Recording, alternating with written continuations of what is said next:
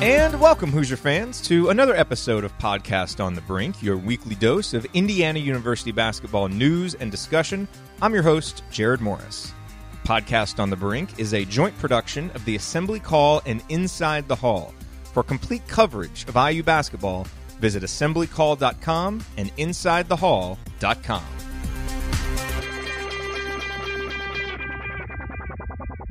Hey, so you might have heard about Blue Apron. That's the meal service company where they send you meals each week and they send you all the ingredients so it's ready to cook. Well, if you've been thinking about trying Blue Apron, go to insidethehall.com/Blue Apron and find out details for how you can get $30 off of your first order. And if you're interested in learning more and want to hear about my personal experience using Blue Apron, stick around for the end of this episode and I will share that story with you. And again, that URL is insidethehall.com/Blue Apron. On this week's edition of Podcast on the Brink, a two-part episode, we begin with me and Alex Bozich reflecting on Indiana's victory over Iowa and then looking ahead to the final two games on Indiana's schedule against Nebraska and Ohio State. And then we bring in a member of the Nebraska basketball beat, Chris Basnett from Husker Extra, to provide a little bit of insight on Nebraska, because I don't know about you, but it's been a long time since we've seen Indiana play Nebraska. They've got several new players, and I don't really know that much about what to expect coming up here Tuesday night. And so Chris provides a lot of insight on Nebraska's team, both in the present and what their program looks like for the future. So all of that here on this week's edition of Podcast on the Brink.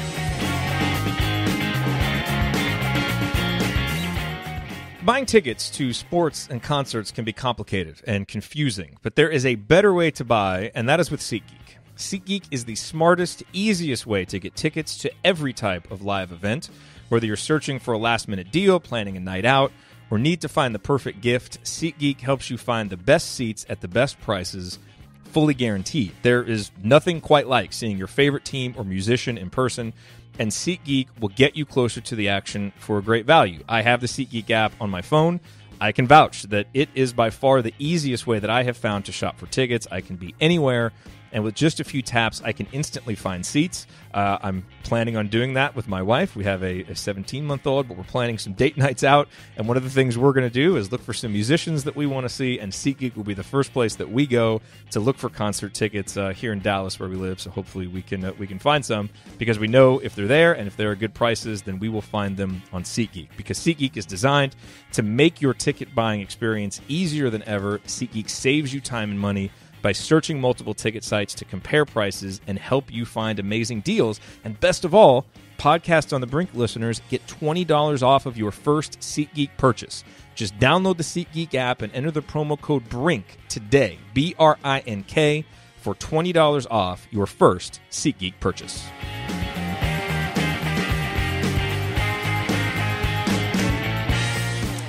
And I'm joined here on Podcast on the Brink by Alex Bozich, editor and founder of Inside the Hall, and we will be joined in about 15-20 minutes by Chris Basnett of Husker Extra to discuss Indiana's upcoming game with Nebraska. But Alex, before we do that, let's look back to that Iowa game because it was obviously a huge game for Indiana to go get a win on the road like that, to come back like they did.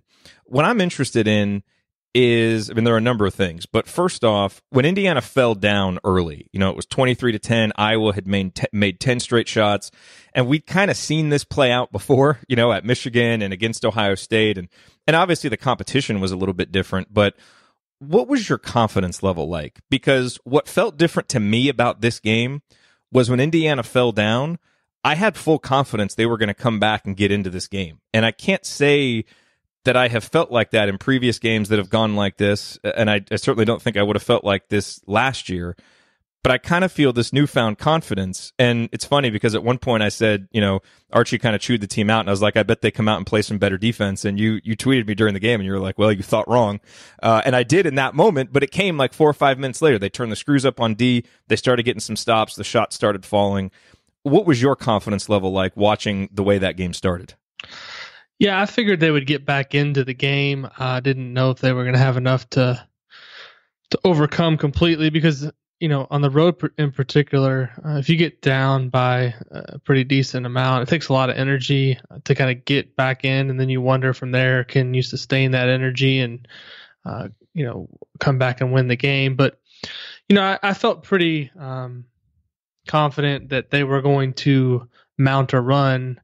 The thing that concerned me was just how easily Iowa was scoring at the rim and around the basket. And really this team, for the most part, has done a good job defending in the paint despite being undersized. They've been pretty tough in terms of contesting, blocking shots at the rim. And the only thing that really concerned me was just how easy Luka Garza and Tyler Cook were scoring early on. But you had to figure that Indiana was going to get its offense going too. I mean, they didn't start out horribly offensively, but just looking at Iowa's defensive numbers, and I know I've subsequently made it a couple tweets about just kind of where they stand up historically in the Ken Palm era. Right now, they're the worst Big Ten defense ever in the Ken Palm era, which is hard to do considering some of the really bad teams, that have been in the league over the last 16, 17 years. So I figured Indiana would find its groove offensively. I didn't think they were going to obviously hit 14 3-pointers just because we haven't seen that to this point. But all in all, I thought it was a really good win for Indiana. Iowa, regardless of how bad of a season it's been for them, it's still a tough place to play. I mean, Michigan State went there, only won by 3 points, gave up, I think, 93 to the Hawkeyes, and Iowa's a good offensive team. So, I think at this point in the season, for Indiana, any win that they get has to be looked at as a positive, just based on how the season's gone so far, the up and down play. But to me, it really feels like this team is coming together, playing its best basketball at the right time, and we really haven't said that very often the last couple of years. Obviously, the team that won the Big Ten outright and lost to North Carolina a few years ago, you could probably say that. But in recent memory, Indiana fans have not seen their team peaking this time of year, and so I'm sure that's an encouraging thing for a lot of people. Boy, it sure is, and that's been a hallmark of Archie Miller teams, going back to his days at Dayton, so it's nice to see that happening here too. You mentioned Indiana's struggles down low. Part of that was defensive, and part of it was giving up a lot of defensive rebounds. Or a lot of offensive rebounds to Iowa. And I thought, Juwan Morgan, he's been so good that a performance like what he delivered at Iowa kind of sticks out like a sore thumb just because you expect more from him.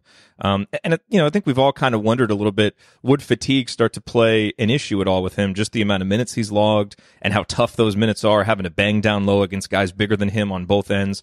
Are you concerned at all about what you saw from him at Iowa? Or do you just chalk that up to, kind of one rough game on the road in an early afternoon game, and he should be good to go for the stretch run? I'm not too concerned. Obviously, the fouls were an issue. Kind of hard to get any flow and to your game when you're going back and forth to the bench with foul issues. And I think he only played 27 minutes, which 27 is low for him, considering he usually plays 37, 38 a game. There's some games I think where he probably barely even comes out in the second half. So not concerned. Hopefully this, not playing as many minutes that game and having a couple days to rest will have him fresh and ready to go for the stretch run here. Obviously Nebraska, I think, obviously you're going to talk about them a little bit later in the episode. I think is a favorable matchup for him just in terms of the personnel they have. They're not a team with a huge presence in the post. So that'll be interesting to see. But overall, I mean, Juwan was due to maybe have a game where he didn't play spectacular, which is crazy to say just based on, previous seasons. He was up and down at times. This year he's been so consistent. So hopefully for Indiana, he got his maybe his dud game out of the way, and he'll play well here the rest of the regular season, heading into postseason play as well. Yeah, and on the bright side, Indiana was able to win, with Juwan not delivering one of his better performances, and that hasn't really been the case in the past. And a big reason why they did is Robert Johnson was spectacular. I mean, my first thought at the end of that game was that is the best game that Robert Johnson's played in his career. And it wasn't just the shooting. I mean, 9 threes. It was unbelievable, and the timing of those threes, as he's been doing a lot this year. I mean, they were really important when he made them. But I also thought defensively he was really good. I mean, there were some possessions where he just did such a good job on the perimeter, keeping his man, Bohannon and whoever he was guarding out of the lane, which really helped, kind of stop what Iowa wanted to do on defense. And so I just thought on both ends, he was absolutely terrific. Can you think of another game that even compares, for Robert in his career? Probably not, because he's never obviously been the guy offensively on in his previous 3 years, and this year he hasn't had a game where he's just come out and dominated like that. So I would say offensively, he was clearly his best game, in my opinion, in IU uniform. Might have had more games that were a little bit more well-rounded in terms of how he scored, but the guy hit 9 3-pointers, tied a school record. Probably would have liked to have a couple more shots from him down there, towards the stretch to see if he could have got the record, but it was a close game, and Indiana did what it needed to do to win the game. But no, I mean, I can't really remember a better game from Robert Johnson. Not only did he hit the 9 threes, I think he also had another bucket that was kind of came at a crucial time where he kind of got the ball in the lane and made a layup. So good to see that he too is, kind of along with the team playing its best basketball of the season. I don't think it's a coincidence that Robert Johnson's really been just a much better player overall on both ends in conference play. A lot of times you look at guys' splits and compare non-conference to conference, and they take a dip. Whereas with Rob, I think he's gotten better in Big Ten play, which kind of says a lot about just his drive to continue getting better. And he's gotten more comfortable with the system. And, if he can make threes down the stretch here, Indiana becomes an even more dangerous team, especially in the Big Ten tournament. And I tell you, it was nice to get contributions from other seniors too. Freddie McSwain didn't go nuts from a rebounding perspective, but the defense that he played at the very end of the game, the bucket that he made on that scintillating pass from Devonte Green was great. And Colin Hartman, I thought really stepped up and provided some key minutes for Indiana, and that's not something that he's done in a while. Obviously he's been dealing with some injuries, and his shot has been struggling, and I feel like he's kind of struggled to kind of find his way when he's gotten minutes. But Archie put him in, especially in the first half when he inserted him into the middle of that zone offense, and he had 4 assists in the first half and really kind of got Indiana clicking. And maybe right now that's kind of what we have to look for Colin for, not necessarily game in, game out production, but to pick his spots in the right matchup when his team really needs him in a specific role to come in and be kind of that stabilizing force like he was in that Iowa game. And Ryan obviously did a great job on Ryan Carrazza on InsideTheHull.com breaking down Colin's contribution.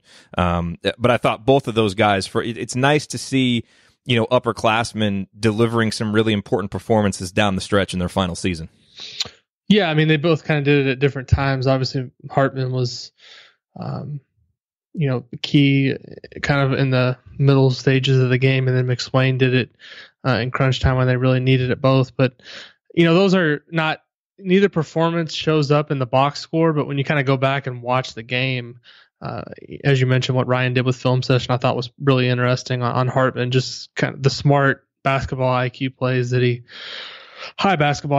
he made were crucial for Indiana. And then McSwain down the stretch, not only making that layup, which obviously was a great pass from Devonte Green to get him set up there, but his defense the last couple minutes of the game on Tyler Cook made things really difficult for him and stood his ground against a bigger, more talented player that Indiana really had no answer for most of the game. And Freddie was there the last 2.5, 3 minutes of the game, standing toe-to-toe with a guy who's one of the better front court players in the Big Ten and slowed him down. And that was, I think, just as important as anything else in Indiana winning the game. So, when you're not a team with stars or high 5-star talent, you have to have, especially the one on the road, you have to have guys, multiple guys all playing well. And for the most part, I thought Indiana, with the exception of Juwan, who had kind of an off game, everyone else kind of stepped up and played pretty well in Iowa City. And the result is a win. And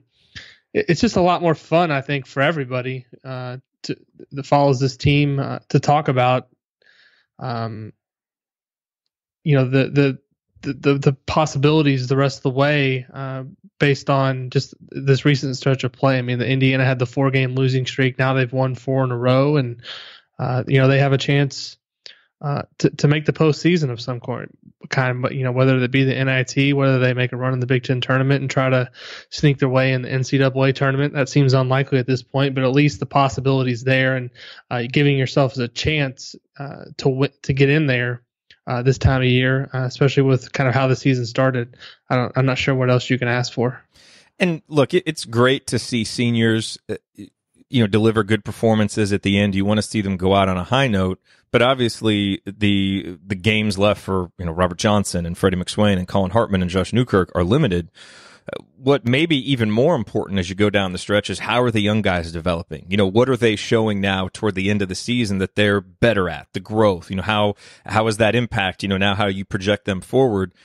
And 2 guys who I think have really, really started to play better and more consistent are Devonte Green and Justin Smith. And I don't think it's a coincidence that Indiana has gone on this 4-game winning streak as they have both started to play better. Now, they still have their warts, and we're only 1 game removed from Devonte not playing very much, and Justin is still struggling with foul trouble, so not able to stay out there very much. But when those guys are on the court, for the most part, they're making big impacts.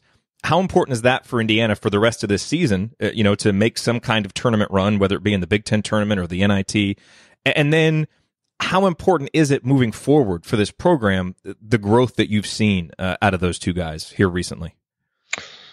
Well, obviously Smith's important because he's, they're both young guys, but he's really still just his minutes have been so limited so far in his career. I think he has a lot of growth to go. But I think in the immediate future, Devonte Green is pivotal for the rest of this season because I think we've seen now that Indiana is a better team when he's playing well and in the lineup. That's no knock on Josh Newkirk. I just think that Devonte Green's a better passer. He's a higher upside player. So Devonte Green playing his best is better than Josh Newkirk playing his best. So I think this stretch run here is important for Devonte to kind of build some confidence, not only for the rest of the year but also going into next season, because you look at the guard depth for next year's roster and there's not a ton of it, and he's going to be expected to take on a major role, whether that be he's playing alongside Robert Finney, whether that he's the starting point guard next year, whether he's coming off the bench as maybe a super 6th man.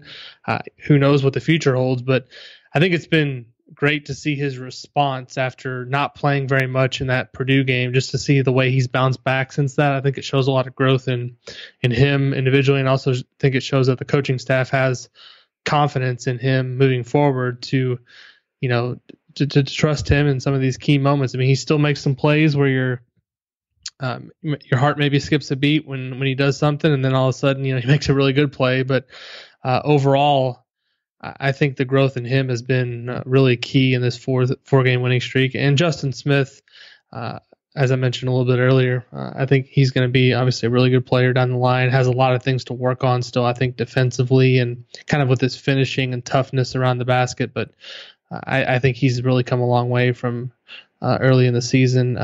He was playing really well when he started those couple of games early on, but just to see him now, he's a totally different player that's playing with a lot more confidence, and that's kind of what you look for in young players. Have they gotten better as the season goes along, and are they more confident in themselves? And I think the answer to both of those questions for Justin Smith is yes.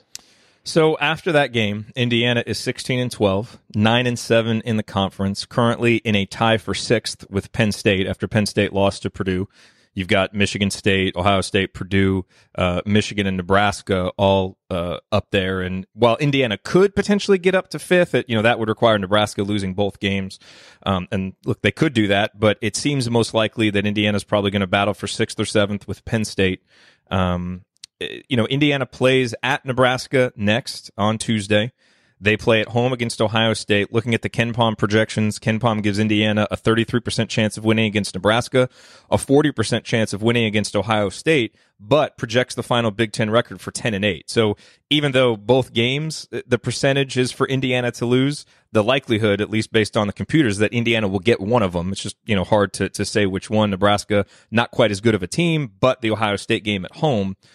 So as you look to that, and then you look at, what the Big Ten tournament starts to look at for Indiana, whether they're a 6 seed or a 7 seed, based on what you've seen from the team, winning these 4 straight games, albeit against teams that aren't, top 100 teams, and now the competition level ratchets up, what are you expecting down the stretch? What is reasonable now to expect for Indiana as the Hoosiers close out this season?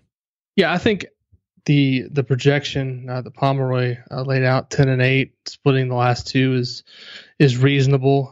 You kind of wonder which game Indiana is more likely to win, and I think there's cases to be made for both. Ohio State obviously coming off, I think, 2 straight road losses in the Big Ten after being so good on the road to kind of open Big Ten play for most of the season. And then Nebraska, you wonder about where they're going to be psychologically after losing that game against Illinois on Sunday. Not most of the projections now are saying they need to get to the Big Ten tournament final or win the Big Ten tournament just to get a bid. But they do have a great home court advantage. I'm sure their building will be ready for Indiana coming to town. I think they sell out most of their games, so it should be a great atmosphere. But in a lot of ways, I'd like to see.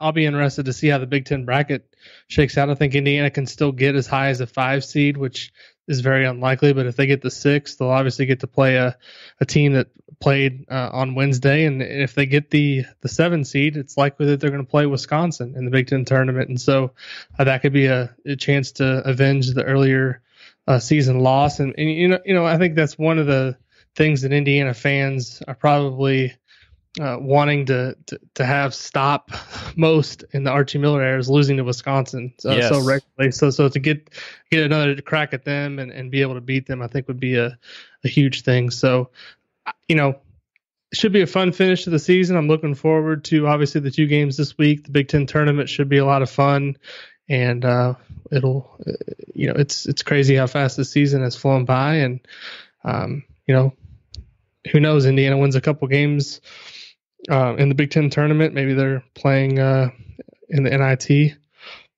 in a couple weeks and have some more games to talk about. Well, it's funny that you say how fast the season has flown by, because when you immediately said that, I was like, yeah, you're right. But then I think back to November and early December, and that felt like kind of a slog. It kind of felt like a continuation of last year, which was just a death march and felt like it took forever to end. It's funny how when your team is actually improving and you're looking forward to the next game, how much more quick the season seems to go and how much more fun you seem to have. And that's, this season, instead of building, kind of dropping off, it's kind of built a positive crescendo as we've gotten into February. And I think, when you and I talked about this team before the season started, just kind of understanding the transition, understanding how Archie's teams at Dayton had played, I think we both kind of thought that would be the case.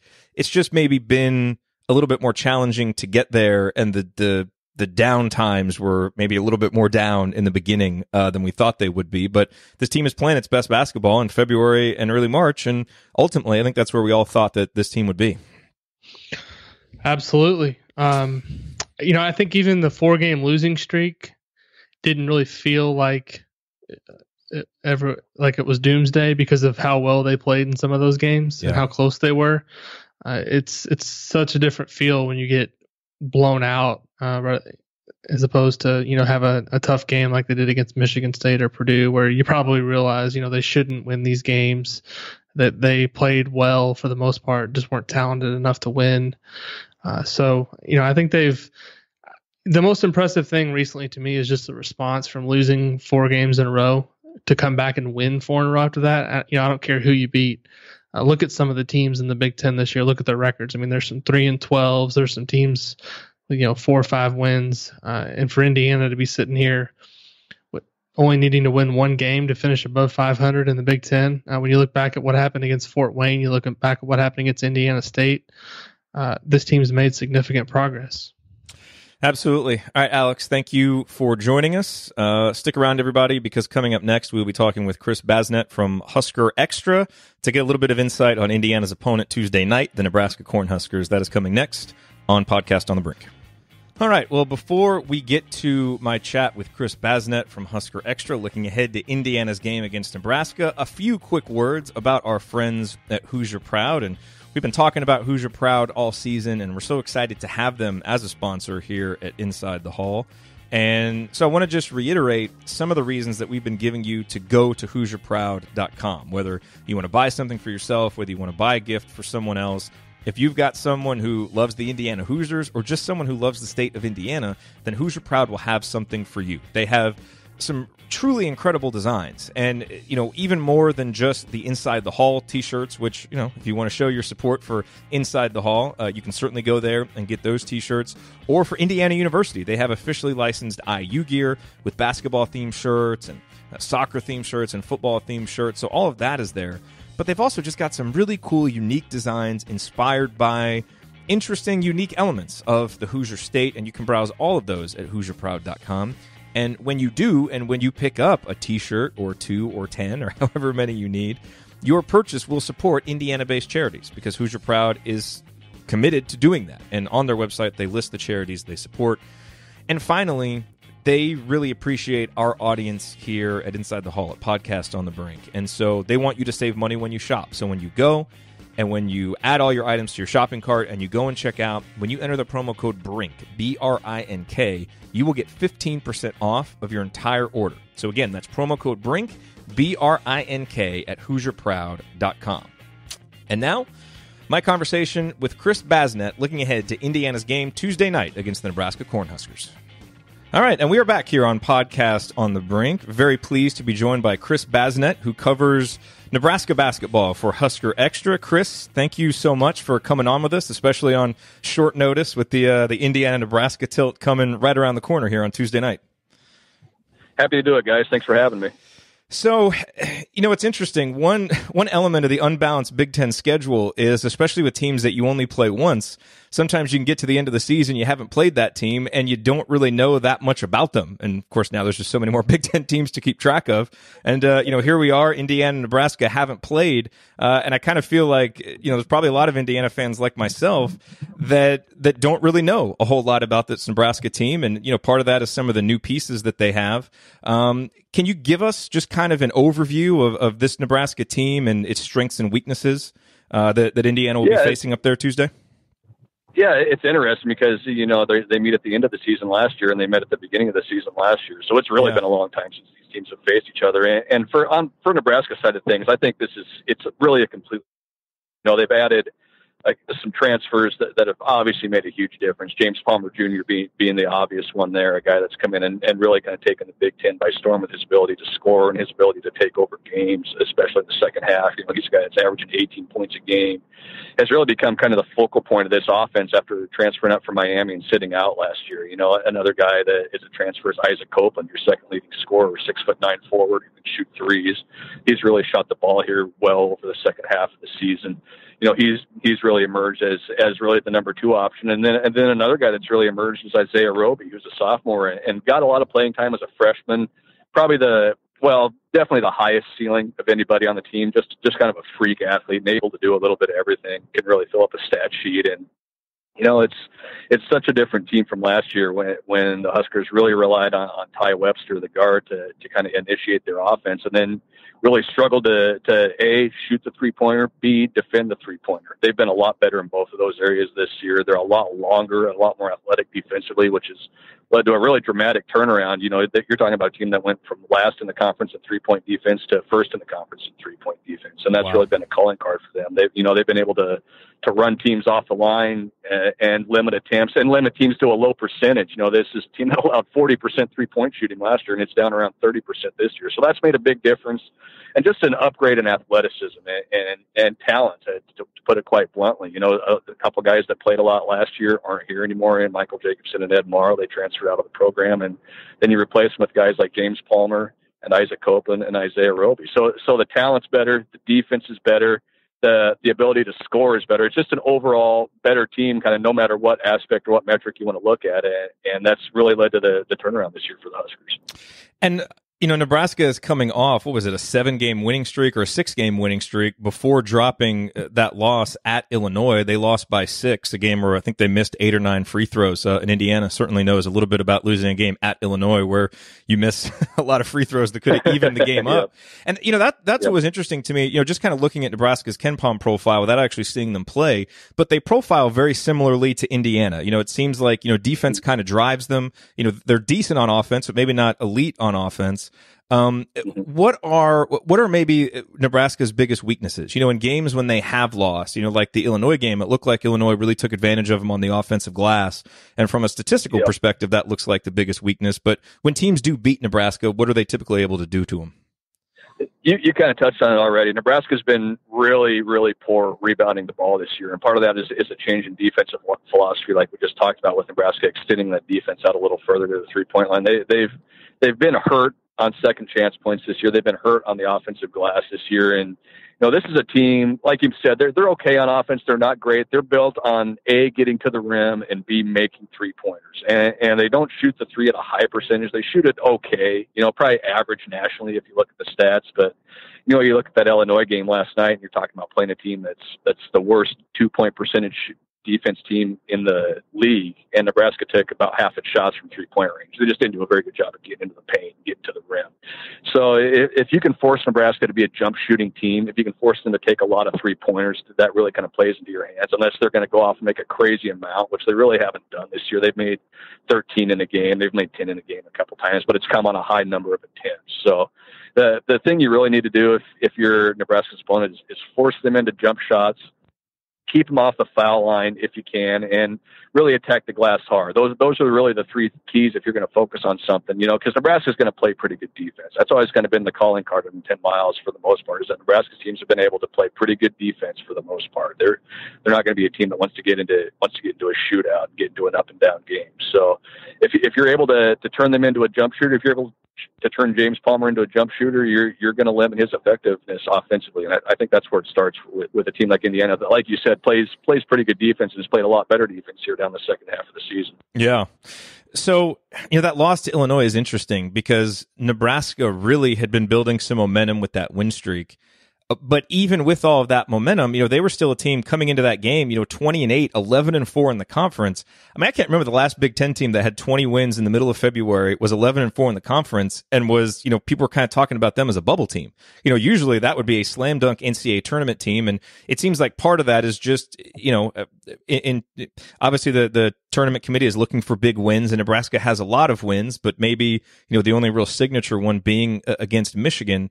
What's kind of the vibe around the team, both internally and externally? Is even after the Illinois game, did that kind of take some wind out of the sails? Is there still a lot of confidence that they should be an NCAA tournament team, and you think they'll be kind of ready to really attack these final two games against Indiana and Penn State with a lot of confidence? It's been kind of a fascinating thing to watch from the psychological standpoint, because I think that if you talk to Nebraska's players, they've kind of treated even the last couple of weeks as kind of tournament games, where a loss is something that's really going to hurt you, and a win is really going to help you. At this point for Nebraska, it's more quantity over quality right now. They need to pile up as many wins as they can, and they know that, and they knew that a loss at Illinois was probably going to hurt them some, and it maybe stings a little less with Michigan moving up into that quad one last night with their win over Ohio State. That helps Nebraska's profile a little bit. But, Nebraska is a team right now that knows what it's playing for. It has guys that have played in NCAA tournaments. James Palmer was on a Sweet 16 team at Illinois. Anton Gill and other transfers played on some really good teams at Louisville.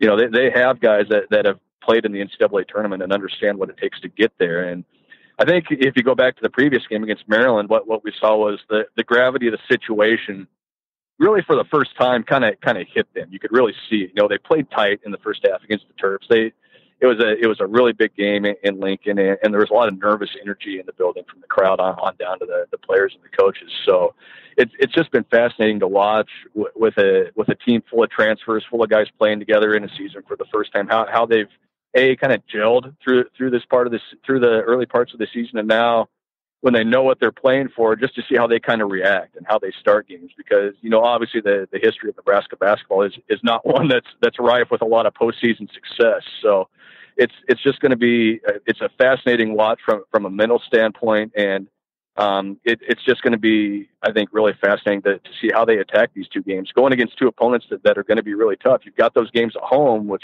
really helps you if you're Nebraska, but at the same time, there's a lot on the line. And like I said, it comes down to now Nebraska winning as many games as it can to improve that resume and improve that profile. And the players know that. So it's going to be fun to watch here over the next couple of weeks. Yeah, and unfortunately for Nebraska, typically a home win over Indiana would be nice, but Indiana not helping out by being, ranked 72nd in KenPom. So that home win, it's almost more something they just kind of have to do to stay afloat. Penn State, on the other hand, they've been moving up. So that's almost more of an important win to get even at home because it'll count a little bit more for the NCAA tournament, selection process.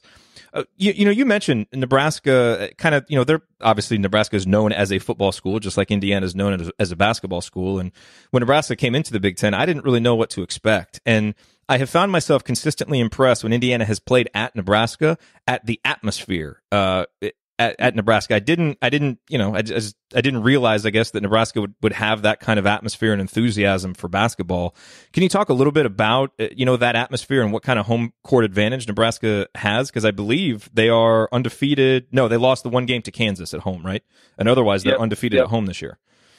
Yeah, 14-1 at home this year, and basically a late three-pointer from Spy Mikhailuk of Kansas of being 15-0 at home. And really ever since Pinnacle Bank Arena was opened in the 2013-14 season down in the Haymarket, that's really kind of turned on this fan base to getting out to games and selling out the arena. It's a beautiful facility. You can put Nebraska's basketball facilities up with just about anybody's in the conference now, and that it just simply wasn't the case before Nebraska joined the Big Ten. It was a program that was kind of left by the wayside a little bit by administration, and when it came time for facilities upgrades and everything like that, the building they played in previously, the Bob Devaney Sports Center, was a good facility, but it was in a difficult place to kind of get to. It was kind of out away from bars and restaurants and things like that, and a tough kind of place to leave after games. In this location now in the heart of downtown with bars and restaurants, it allows people to get downtown before games and kind of get the vocal cords looped up a little bit at the local establishments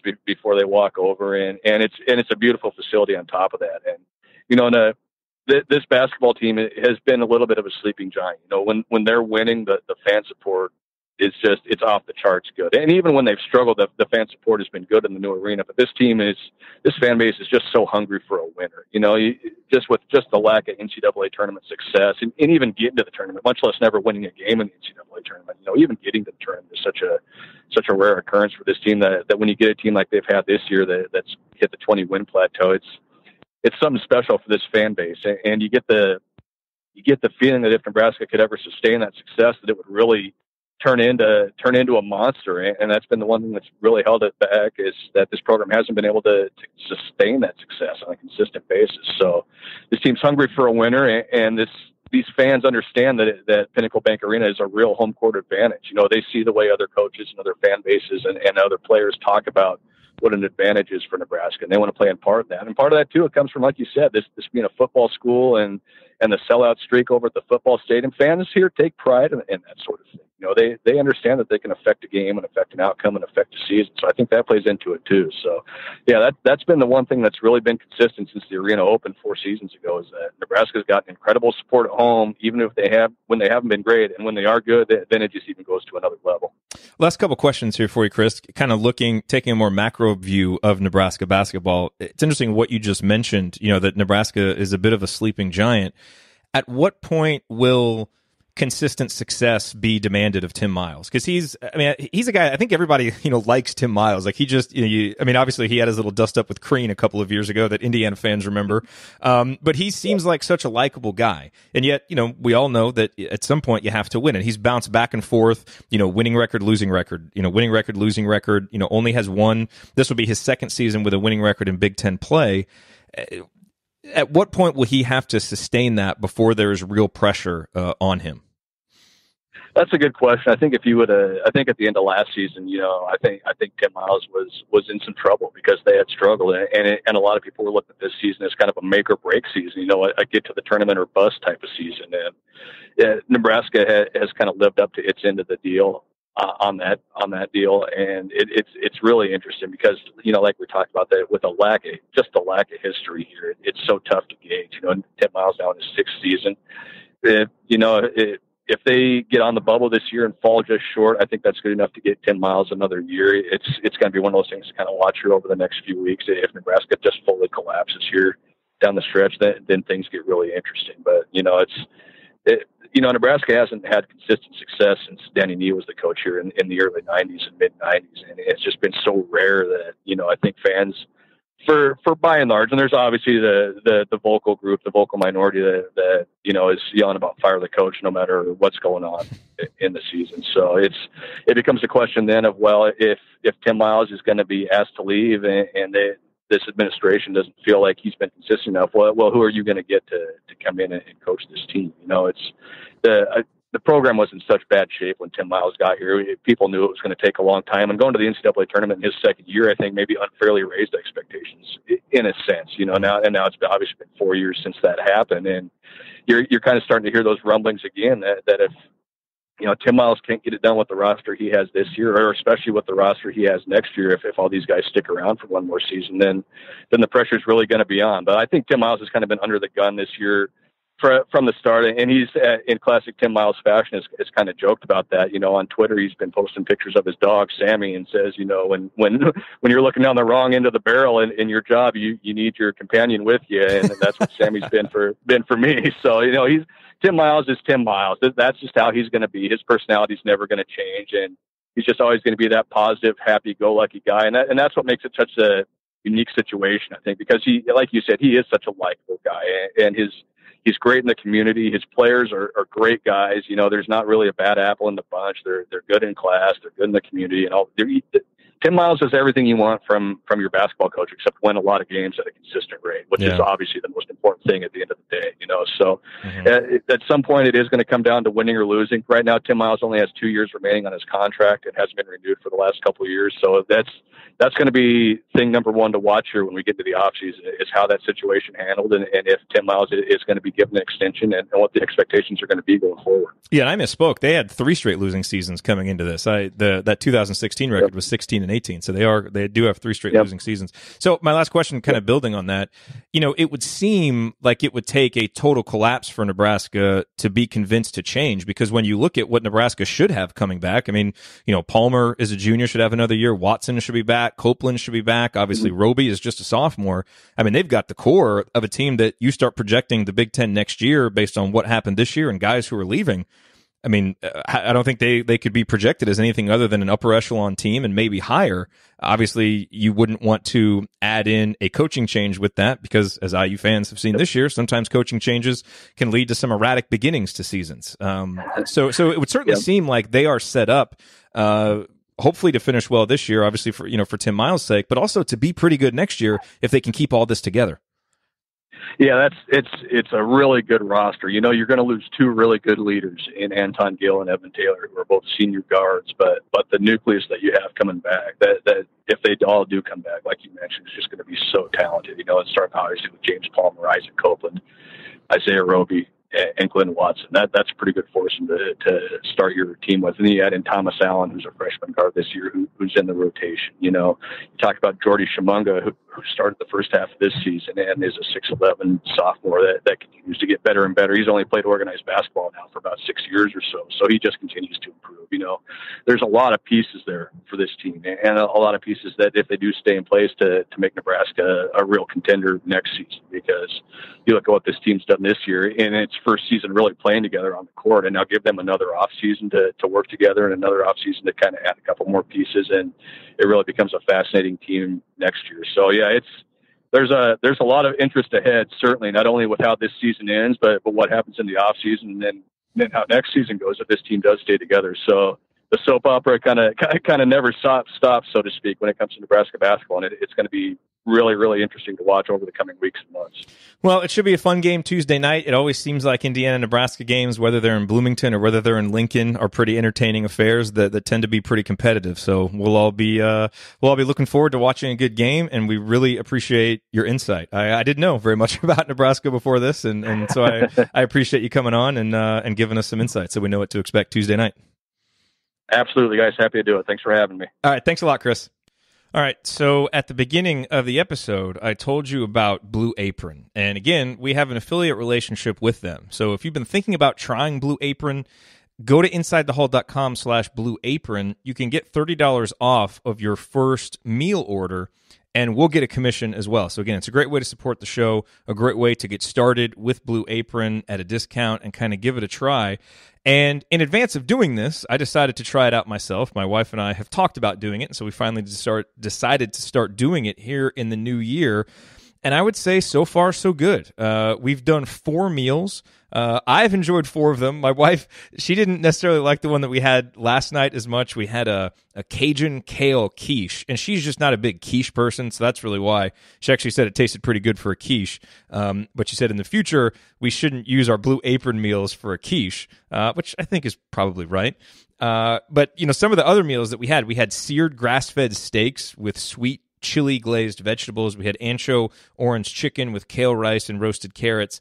And obviously it's great to, look at the menu, choose what you want to eat, and then you get this box. We get our orders on Friday afternoon. This box comes on Friday afternoon, and everything is in there. All the ingredients are portioned out correctly. There's really easy instructions.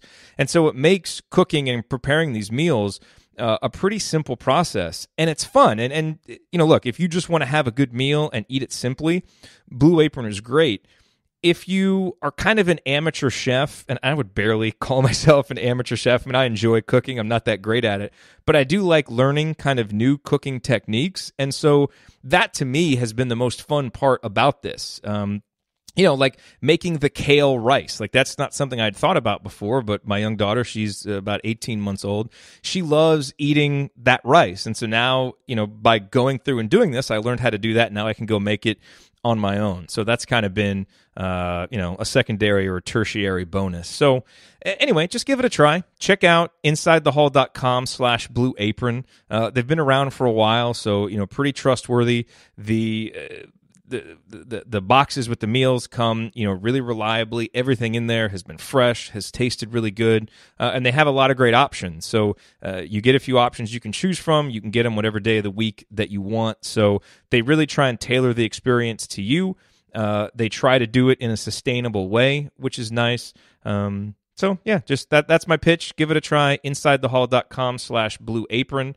And if you live anywhere near a Costco actually has a nice little gift certificate deal. I think for like $100 you can get $150 worth of Blue Apron meals, and so we did that, and so it was actually a way to get even better value for our money, and that still works with the $30 off that you get when you go to InsideTheHall.com/Blue Apron. So just a little pro tip there. All right, that's it. Give it a try, and when you do, let me know. Send me a note at Assembly Call or email me Jerod at assemblycall.com, and I'd love to know how it goes for you. InsideTheHall.com/Blue Apron. Thank you for listening to this episode of Podcast on the Brink. We always appreciate you being here. To get more from me and from Alex, visit assemblycall.com and insidethehall.com for complete coverage of Indiana University basketball. If you liked this episode, please consider sharing it with a friend or family member who loves IU basketball as much as you do. You can also support the show by leaving a rating and review on iTunes, which helps us get the word out to more IU fans like yourself.